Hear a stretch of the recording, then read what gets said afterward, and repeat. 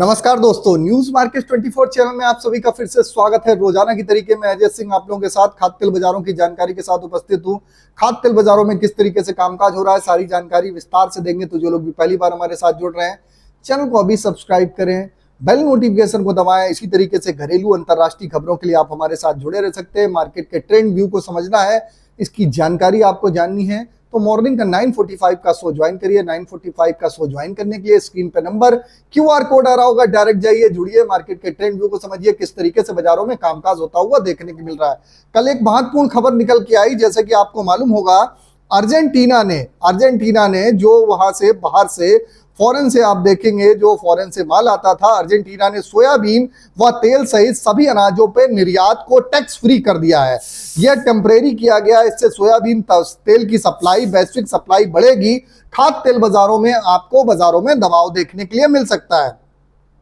अब बात कर लेते हैं किस तरीके से बाजारों की स्थिति रही। तो बाजारों में एक तरफ तो अर्जेंटीना में आप देखेंगे 31 अक्टूबर तक सोया कॉम्प्लेक्स एक्सपोर्ट को ड्यूटी को फ्री कर दिया गया है, ताकि देश में डॉलर प्रचुर मात्रा में आ सके। दूसरी तरफ अमेरिका में 9% फसल की कटाई हो गई है। पहले से ही ओवर सप्लाई बाजारों में 120 लाख टन सोयाबीन की सप्लाई और ऐड हो गई है। तीसरा फैक्टर भी ये देखा जाएगा, चीन में अभी अमेरिका में नए सोयाबीन का अभी तक खाता खुलता हुआ नहीं दिखाई गया।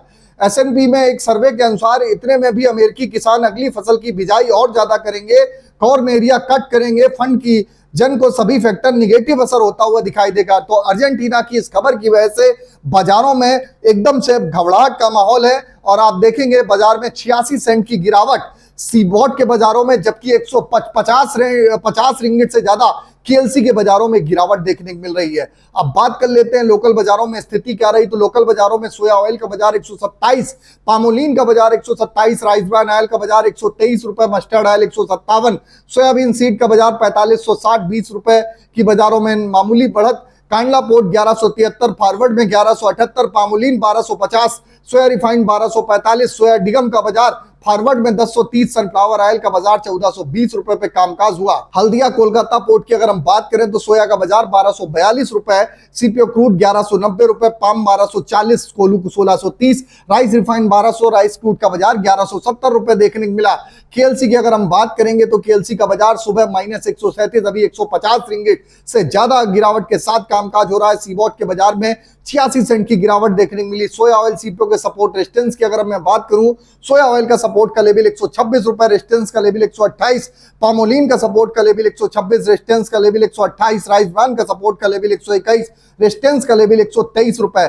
तो अर्जेंटीना ने जो एक्सपोर्ट टैक्स को निर्यात को घटा दिया है और उसमें टैक्स में जो छूट दे दी है, उसका असर घरेलू बाजारों में देखने के लिए मिलेगा और घरेलू बाजारों में दबाव के साथ कामकाज होता हुआ देखने को मिलेगा। इसी तरीके से घरेलू अंतर्राष्ट्रीय खबरों के लिए आप हमारे साथ बने रह सकते हैं। फिर मिलते हैं आप लोगों से, तब तक के लिए नमस्कार, जय हिंद, जय Bharat. Bureau report, news market 24। नमस्कार।